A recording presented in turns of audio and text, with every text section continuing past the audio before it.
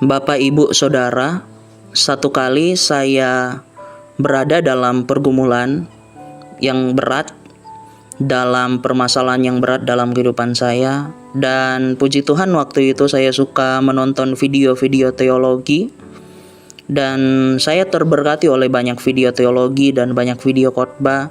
Salah satunya adalah video Pendeta Esra Soru di Pijar TV tentang mengapa kematian Tuhan Yesus harus disalib. Dalam video itu saya melihat penelitian yang mendalam tentang detil-detil dalam penyaliban Tuhan Yesus Kristus. Itu membuat saya tertarik. Nah, akhirnya puji Tuhan, dalam salah satu kesempatan khotbah di tempat pengutusan saya, khotbah di GBI Victoria Empanapa, saya memiliki kerinduan yang saya yakin dan percaya Tuhan taruh dalam hati saya untuk membawakan hal-hal tersebut dalam sebuah khotbah. Jadi saya dalami lagi, cari sumber-sumbernya, menambah sumber-sumber lain dan menambah bahan-bahan lain lagi untuk dibawakan ke dalam khotbah. Nah, puji Tuhan, dalam kesempatan perayaan Jumat Agung kali ini, saya rindu juga untuk bagikan kepada banyak orang. Saya sudah bikin PowerPoint-nya sebenarnya, tetapi supaya lebih enak untuk dilihat, untuk dinikmati, saya bikin video untuk disiarkan kepada banyak orang. Pengorbanan Tuhan Yesus Kristus. Dia rela mati untuk menggantikan kita dihukum. Alkitab mencatat bahwa manusia jatuh ke dalam dosa. Manusia pertama Adam dan Hawa jatuh ke dalam dosa. Kejadian pasal 3 ayat 1 sampai 24. Dan akibatnya semua manusia telah berdosa dan kehilangan kemuliaan Allah. Roma 3 ayat 23. Akibat dari dosa adalah hukuman dari Allah, yaitu maut atau kematian, yang adalah kematian kekal atau hukuman di neraka. Roma 6 ayat 23. Jadi, bagaimana manusia dapat selamat dari hukuman neraka? Dalam kekristenan, kita percaya bahwa manusia tidak bisa menyelamatkan dirinya sendiri. Keselamatan dari hukuman kekal adalah sesuatu yang tidak bisa diusahakan sendiri. Allah membenci dosa, tetapi Dia mengasihi manusia yang berdosa. Anugerah Allah lebih besar dari dosa. Karena kasih-Nya, Ia menyediakan dan merencanakan keselamatan di dalam Yesus Kristus. Pertanyaannya adalah, bagaimana atau dengan cara apa Allah menyediakan keselamatan itu? Lewat penebusan di dalam Tuhan Yesus Kristus. Tuhan Yesus datang ke dunia, mengambil rupa seorang manusia, Filipi 2 ayat 6-7, kemudian menggantikan kita dihukum, mati di atas kayu salib supaya kita beroleh pengampunan atas dosa-dosa kita. Yesaya 53 ayat 4-5, Roma 5 ayat 6-8, dan Ibrani 9 ayat 28. Kematian Kristus adalah sebagai pengganti hukuman. Ia menanggung hukuman kita lewat kematiannya, dan Ia menggantikan kita dihukum dalam kematiannya. Dia menggantikan posisi kita menanggung hukuman yang seharusnya kita terima. Yesus Kristus bertindak sebagai korban untuk membayar hukuman dosa yang harusnya ditimpakan pada kita.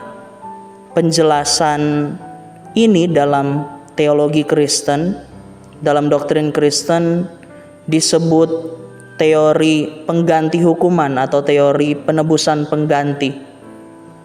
Teori ini dianut oleh sebagian besar gereja Injili.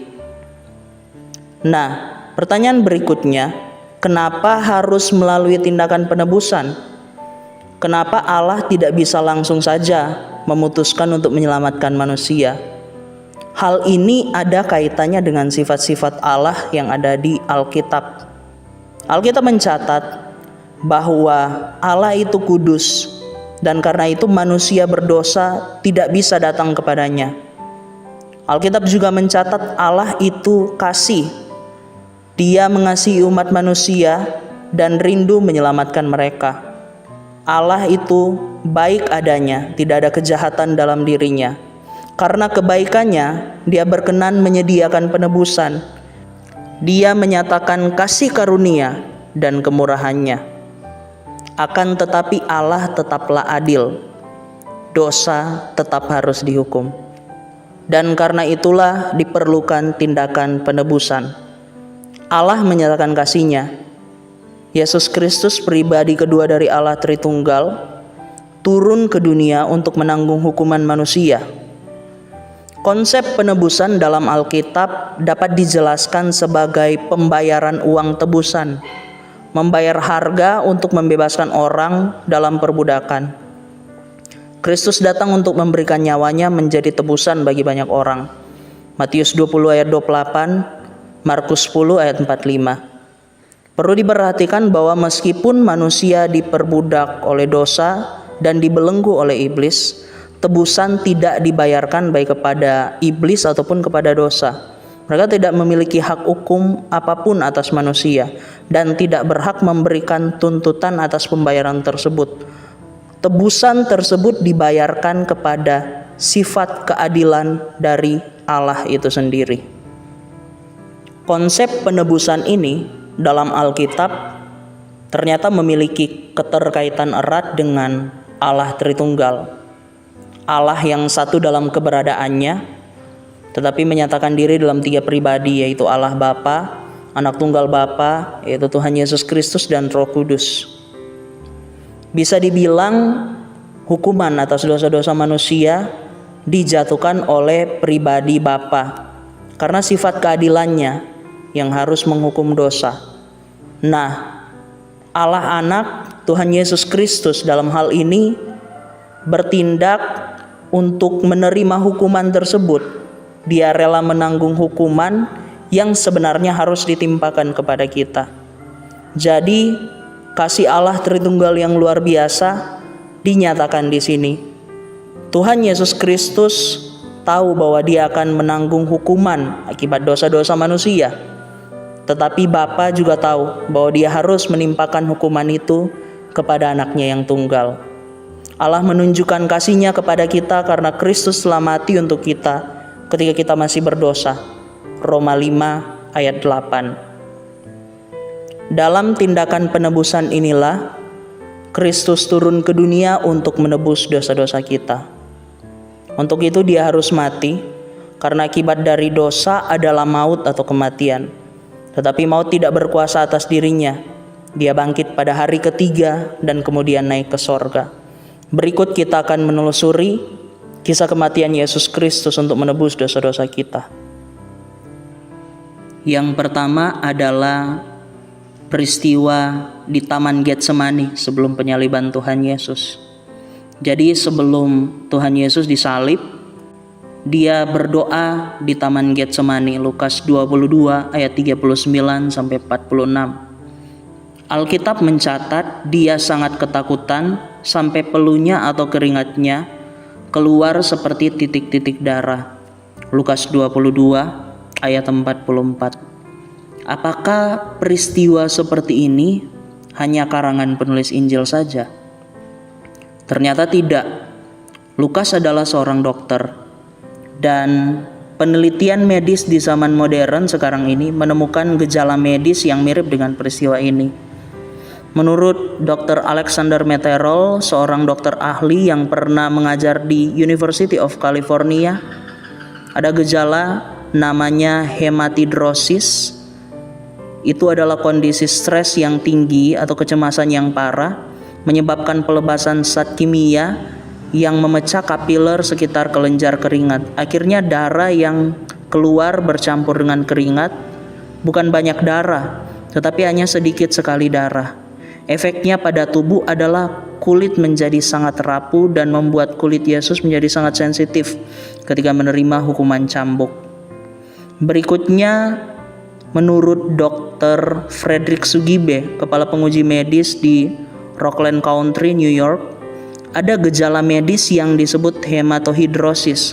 Sekitar kelenjar keringat ada pembuluh darah kecil seperti jaring. Saat dalam tekanan yang besar, pembuluh-pembuluh darah tersebut menyusut, dan setelah kecemasan berlalu, pembuluh darah mengembang sampai hampir pecah. Darah bercampur dengan keringat dan terdorong ke permukaan kulit, keluar sebagai tetesan-tetesan darah. Gejala medis ini terjadi ketika seseorang berada dalam keadaan kecemasan atau ketakutan yang luar biasa, dan Tuhan Yesus pun mengalami ini. Matius 22 ayat 38. Perlu dipertegas bahwa kecemasan atau ketakutan Tuhan Yesus di sini berkaitan erat dengan natur manusianya. Sisi kemanusiaan Yesus muncul dalam peristiwa ini. Yesus Kristus saat datang ke dunia untuk menebus dosa-dosa kita benar-benar mengambil rupa seorang manusia. Memang dia tidak berhenti jadi Allah. Dia hanya menambahkan natur manusia ke dalam dirinya. Tetapi bukan berarti dia pura-pura menjadi manusia. Berikutnya, mengapa Tuhan Yesus takut? Apa yang sebenarnya akan dihadapinya sampai membuatnya takut?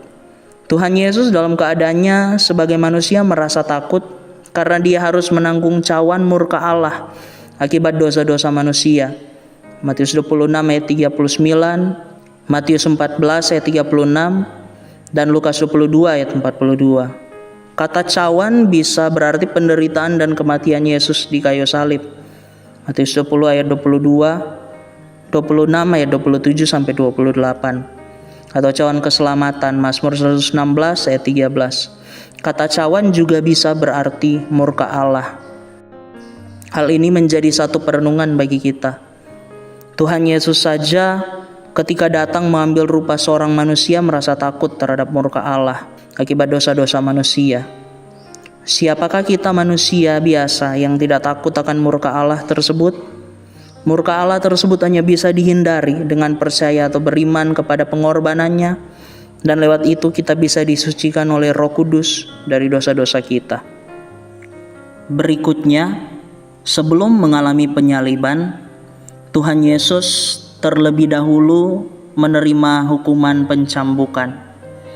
Nah, dalam Markus 15 ayat 15 dicatat, dan oleh karena Pilatus ingin memuaskan hati orang banyak itu, ia membebaskan Barabas bagi mereka. Tetapi Yesus disesanya lalu diserahkannya untuk disalibkan. Lukas 23 ayat 25. Dan ia melepaskan orang yang dimasukkan ke dalam penjara karena pemberontakan dan pembunuhan itu sesuai dengan tuntutan mereka. Tetapi Yesus diserahkannya kepada mereka untuk diperlakukan semau-maunya. Yohanes 19 ayat 1. Lalu Pilatus mengambil Yesus dan menyuruh orang menyesah dia. Dari ayat-ayat ini memang pencambukan Tuhan Yesus hanya dijelaskan secara singkat. Tetapi bila kita mempelajari bagaimana hukuman pencambukan Romawi waktu itu, kita akan mendapatkan gambaran betapa mengerikannya pencambukan yang mungkin dialami Tuhan Yesus waktu itu. Film The Passion of Christ memang memberikan gambaran yang lumayan jelas tentang pencambukan tersebut. Tetapi berdasarkan apa yang akan dikemukakan oleh para ahli sebentar, kita akan melihat gambaran bahwa ternyata pencambukan yang dialami Tuhan Yesus lebih mengerikan daripada gambaran yang ada di film itu. Alexander Metherell mengemukakan, hukuman cambuk Romawi dikenal sangat brutal. Biasanya terdiri dari 39 cambukan, tetapi seringkali lebih, tergantung suasana hati prajurit. Cambuk terbuat dari tali kulit yang dijalin dengan bola logam. Ketika bola-bola logam itu mengenai kulit, akan menyebabkan memar atau luka memar yang dalam dan akan hancur pada pukulan berikutnya. Cambuk itu juga memiliki potongan tulang tajam yang akan melukai daging dengan parah. Punggung korban akan sangat tercabik dan bahkan tulang belakang bisa terlihat. Cambukan mulai dari bahu ke punggung, bokong, dan sampai ke bagian belakang kaki. Ketika hukuman cambuk diteruskan, akan ada robekan pada otot-otot rangka dan menghasilkan pita-pita daging berdarah yang bergetar. Seorang sejarawan abad ketiga bernama Eusebius menggambarkan hukuman cambuk dengan mengatakan pembuluh darah korban terbuka, otot, urat, dan usus korban terbuka untuk dilihat. Bahkan karena mengalami hukuman ini, korban bisa meninggal sebelum disalibkan. D.A. Carson menginformasikan, dalam hukum Yahudi, hukuman cambuk dibatasi sampai 40 pukulan atau 40 kurang 1 jadi 39 pukulan. Ulangan 25 ayat 3 dan 2 Korintus 11 ayat 24. Tetapi bagi orang Romawi tidak ada batasan, tergantung kekuatan dan keinginan mereka. Cambukan disebut flagellum, yaitu potongan timah dan tulang yang dikepang menjadi tali kulit. Orang yang dicambuk ditelanjangi dan diikat ke tiang. Pencambukan yang berat tidak hanya dapat membuat bagian yang dicambuk menjadi seperti bubur berdarah, tetapi juga dapat melukai tubuh hingga tulang-tulang dan isi perut terlihat. Bila dilakukan sebagai hukuman yang berdiri sendiri, hukuman ini bisa menyebabkan kematian. Tetapi hukuman ini sering dipakai untuk melemahkan orang yang menerima hukuman salib. Hukuman cambuk Tuhan Yesus terjadi sebelum vonis dijatuhkan. Lukas 23 ayat 16, ayat 22, Yohanes 19 ayat 1 sampai 5. Berikutnya William Barclay mengemukakan, pencambukan Romawi merupakan penyiksaan yang mengerikan. Cambuknya adalah tali kulit panjang yang diselingi dengan potongan tulang tajam dan potongan timah. Pencambukan tersebut dapat membuat tubuh telanjang menjadi potongan-potongan daging mentah dan ada luka meradang dan berdarah. Bahkan karena hukuman ini, korban bisa mati atau kehilangan akal sehat sebelum penyaliban. Berikutnya dalam Becker Dictionary dijelaskan, orang yang menerima hukuman penyaliban sering dicambuk dengan keras. Korban ditelanjangi, diikat ke tiang, dan dipukuli secara brutal oleh beberapa prajurit Roma. Cambukan dapat membuat tulang dan isi perut korban terlihat. Para prajurit yang melakukan hukuman cambuk ini tidak akan berhenti sampai kelelahan atau dipanggil komandan mereka. Craig S. Skinner menginformasikan, Yesus dipukul dengan flagella, cambuk kulit yang diikat dan diselingi dengan potongan besi, tulang atau paku. Akibat pencambukan ini, potongan-potongan kulit berdarah seperti menggantung di bagian punggung. Jadi dari semua informasi ini dapat disimpulkan bahwa dalam hukuman cambuk Romawi, cambuk yang digunakan adalah tali kulit yang dijalin dengan potongan-potongan besi atau timah, atau bisa dibilang juga bola-bola logam atau besi, ditambah dengan potongan-potongan tulang tajam bahkan juga paku. Akibatnya sangat mengerikan. Bagian punggung bisa menjadi seperti bubur berdarah, bahkan organ dalam seperti usus dan tulang-tulang belakang bisa terlihat. Ini benar-benar menggenapi firman Tuhan tentang Mesias, Yesaya 52 ayat 14. Seperti banyak orang akan tertegun melihat dia, begitu buruk rupanya, bukan seperti manusia lagi, dan tampaknya bukan seperti anak manusia lagi. Selain mengalami sakit yang luar biasa, dalam penelitian medis, Tuhan Yesus kemungkinan besar mengalami shock hipovolemik. Hipo berarti rendah, volume berarti volume, dan emik mengacu kepada darah. Artinya ini adalah kondisi di mana seseorang kehilangan sejumlah besar darah. Ada 4 hal sebagai akibat dari shock hipovolemik ini. Pertama, jantung berpacu untuk memompa darah yang tidak ada. 2, tekanan darah turun menyebabkan pingsan. 3, ginjal berhenti memproduksi urin untuk mempertahankan volume darah yang tersisa. Dan 4, orang tersebut menjadi sangat haus karena tubuh memerlukan cairan untuk mengganti volume darah. Bukti Tuhan Yesus mengalami shock hipovolemik ini ada dalam 2 peristiwa dalam kitab Injil. Pertama, Tuhan Yesus dalam kondisi lemah ketika memikul salib menuju Golgota, sehingga Simon orang Kirene diperintahkan untuk membantunya. Dan kedua, dalam Injil Yohanes di atas salib Tuhan Yesus berkata bahwa dia haus. Anggur asam diberikan kepadanya untuk diminumnya. Yohanes 19 ayat 28-30. Ada beberapa teori yang menyerang peristiwa kematian Tuhan Yesus. Ada teori yang mengatakan bahwa Tuhan Yesus sebenarnya tidak mati di kayu salib. Dia hanya pingsan, ini disebut teori pingsan, atau melarikan diri pada saat penyaliban. Ada 2 argumen untuk menjawab teori ini. Pertama, akibat dari hukuman cambuk yang mengerikan, yang sudah dijelaskan tadi, Yesus sudah dalam keadaan kritis, belum lagi penderitaannya di atas salib.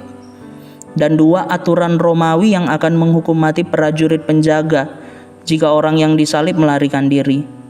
Jadi, mereka memiliki motivasi untuk memastikan seseorang sudah meninggal saat diturunkan dari salib. Prajurit-prajurit Romawi itu tidak akan mempertaruhkan nyawa mereka, membiarkan Yesus pergi hidup-hidup.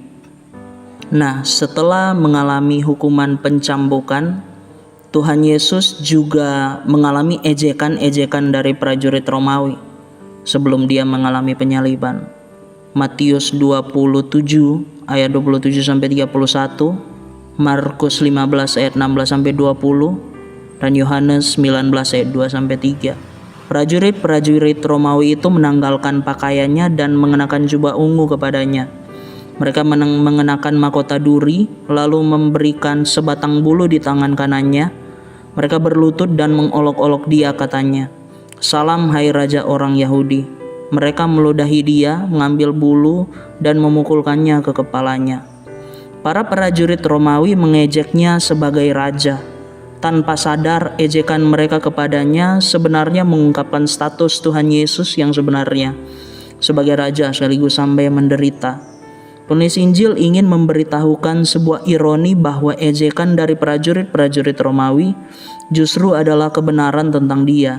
Yesus Kristus benar-benar Raja orang Yahudi. Bahkan dia raja di atas segala raja. Dia adalah Tuhan. Jubah yang dipakaikan mungkin jubah pendek yang dipakai pejabat militer dan sipil Romawi. Prajurit-prajurit kemudian menganyam karangan bunga dari duri pohon palem atau akantus sebagai mahkota di kepala Yesus. Tongkat yang ditaruh di tangannya melambangkan tongkat kerajaan.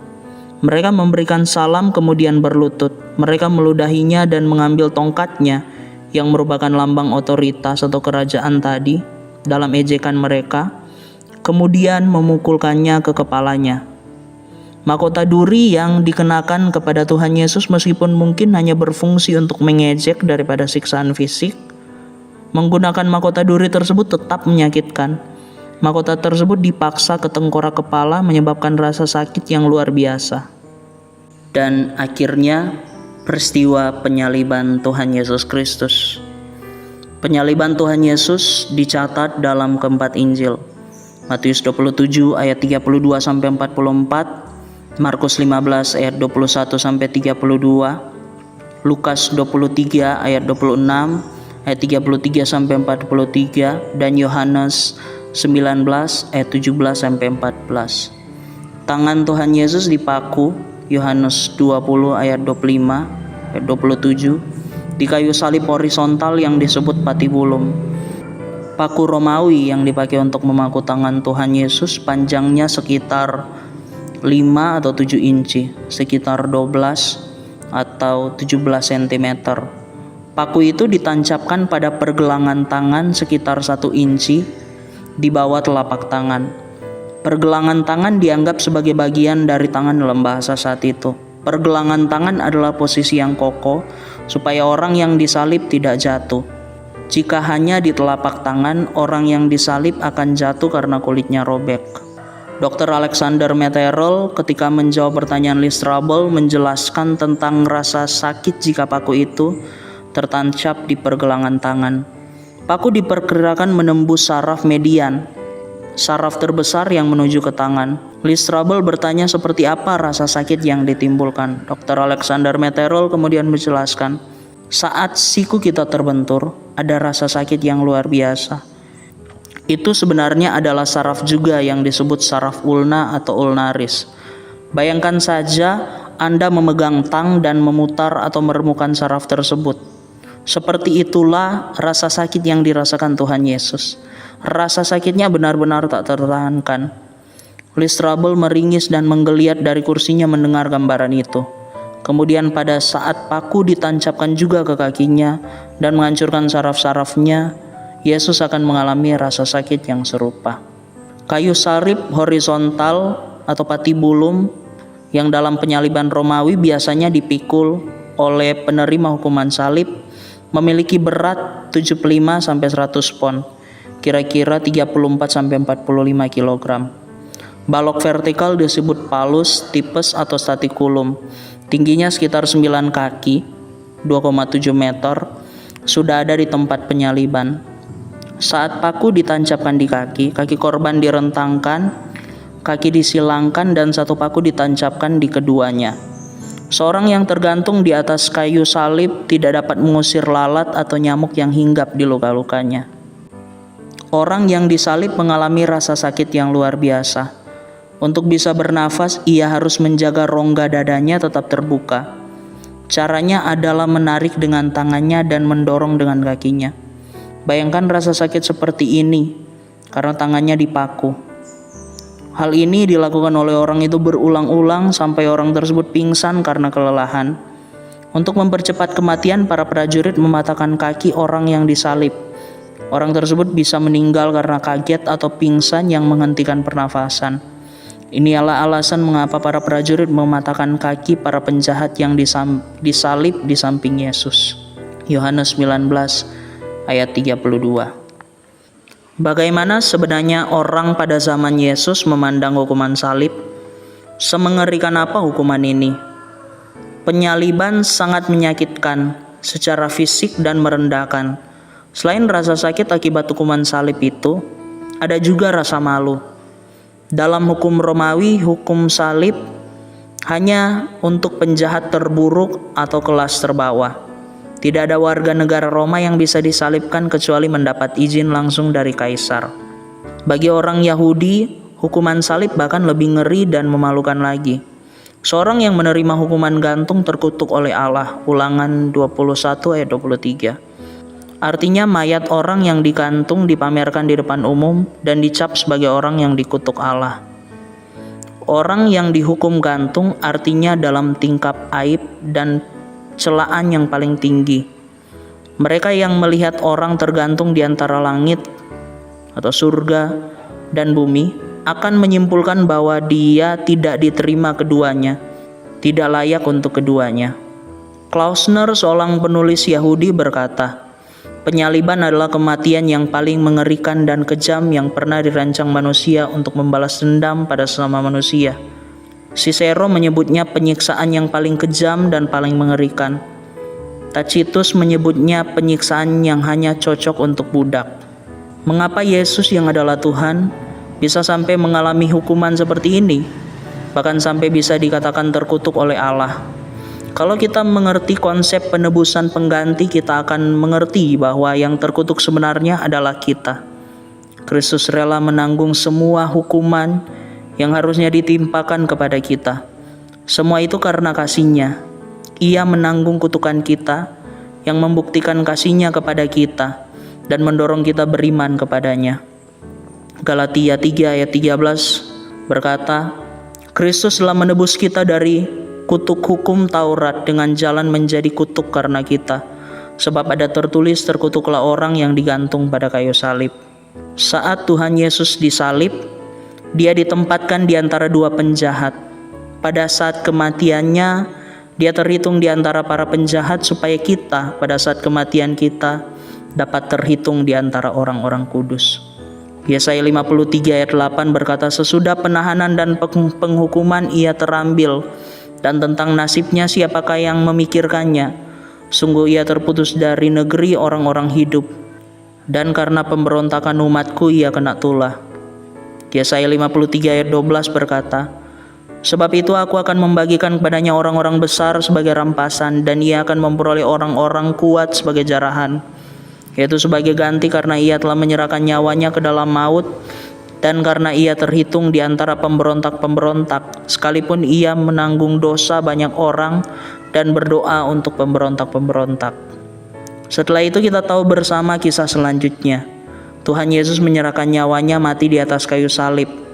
Matius 27 ayat 45 sampai 56, Markus 15 ayat 31 sampai 41, Lukas 22 ayat 44 sampai 49, dan Yohanes 19 ayat 20 sampai 30. Supaya lewat kematiannya, darahnya yang tercurah untuk menebus kita, menanggung hukuman kita, kita beroleh pengampunan dosa. Tetapi kemudian Dia bangkit karena maut tidak berkuasa atas dirinya, dan setelah itu Dia naik ke sorga. Mengapa Tuhan Yesus melakukan semua ini dengan rela? Kembali lagi pada wawancara Lee Strobel kepada seorang dokter Kristen, Alexander Metherell. Lee Strobel melakukan wawancara untuk investigasinya tentang Yesus Kristus, dan pertanyaan-pertanyaannya dijawab dengan sangat meyakinkan oleh dokter itu. Saat akan pergi, Lee Strobel terdorong untuk menanyakan satu pertanyaan. Lee Strobel bertanya pada dokter itu, bukan tentang pendapat medis atau evaluasi ilmiah, tetapi tentang sesuatu dari hatinya. Tuhan Yesus menanggung semua penderitaan dan kematian yang begitu mengerikan di kayu salib dengan rela. Apa yang memotivasinya untuk melakukan hal ini? Dr. Alexander Metherell menjawab kurang lebih begini. Terus terang menurut saya orang biasa tidak akan mampu melakukannya. Tetapi dia tahu apa yang dia lakukan. Ini adalah satu-satunya cara dia menebus kita, menggantikan kita membayar hukuman mati yang harusnya kita terima karena pemberontakan kita terhadap Tuhan. Jadi ketika Anda bertanya apa yang memotivasinya, saya kira jawabannya dapat diringkas dalam satu kata: cinta. Dia Tuhan yang datang ke dunia untuk menebus kita manusia. Semua itu karena Dia sangat mengasihi kita. Yang perlu kita lakukan untuk menerima karya keselamatan yang sudah Tuhan Yesus kerjakan adalah dengan percaya dan beriman pada pengorbanannya. Saya berdoa supaya siapapun yang membaca materi ini mengetahui dan mengenal lebih lagi Sang Juru Selamat Tuhan Yesus Kristus. Saya berdoa supaya yang belum percaya atau yang masih ragu menjadi percaya. Saya berdoa supaya yang sudah percaya tidak menukar imannya. Cintanya terlalu besar untuk dikhianati, kebaikannya terlalu melimpah untuk disepelekan, dan karyanya terlalu luar biasa untuk diabaikan. Di akhir video ini, saya rindu untuk berdoa bagi Bapak Ibu Saudara-saudari sekalian, baik yang belum percaya Tuhan Yesus Kristus ataupun yang masih ragu, dan juga untuk yang sudah percaya Tuhan Yesus dan rindu untuk setia melayaninya sampai akhir. Mari kita berdoa. Tuhan Yesus, untuk kami yang belum percaya kepada Engkau sebagai Tuhan dan Juru Selamat, kami sudah mendengar tentang karya keselamatan, tentang penebusan-Mu, pengorbanan-Mu yang luar biasa. Kami berdoa, membuat pengakuan, menerima, dan percaya akan karya keselamatan-Mu. Kami terima di dalam nama Tuhan Yesus. Kami beriman kepadamu. Dan untuk kami yang sudah percaya kepadamu sebagai Tuhan dan Juru Selamat, kami berdoa supaya Engkau menolong kami untuk terus setia kepadamu, terus percaya kepadamu, tidak menukar iman kami, dan tetap setia melayanimu sampai akhir. Ini doa kami di dalam nama Tuhan Yesus. Haleluya. Amin.